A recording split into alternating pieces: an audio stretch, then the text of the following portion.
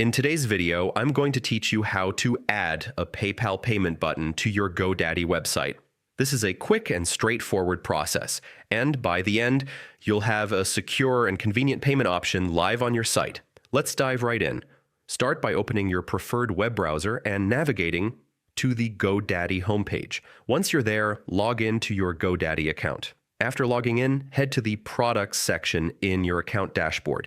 This is where all your purchased services are listed, including your website. Locate the specific website you want to update and click on it. This will open the website management dashboard where you can access all the tools to edit and enhance your site. Next, click the Edit Website button. This takes you into Godaddy's website builder, your main workspace for customizing the layout, features, and content of your site. Inside the editor, look for the Add Section button, usually located at the top or in the left-hand menu.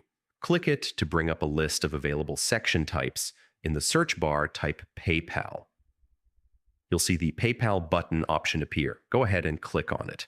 Now click the Add button to place the PayPal payment button onto your page.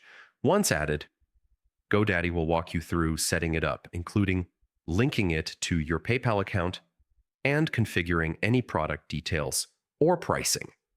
This button will allow visitors to safely and easily make payments using PayPal, which adds credibility and trust to your online business. Once you're finished, take a moment to preview your site. Make sure the button looks good and functions exactly as expected. And that's it. You've successfully added a PayPal payment button to your Godaddy website. This simple addition can significantly improve the user experience by giving your customers a familiar and secure way to pay, which in turn can help boost sales and conversions. Thanks for watching, and good luck building your site. If this video helped, feel free to like, comment, and check out our other Godaddy tutorials.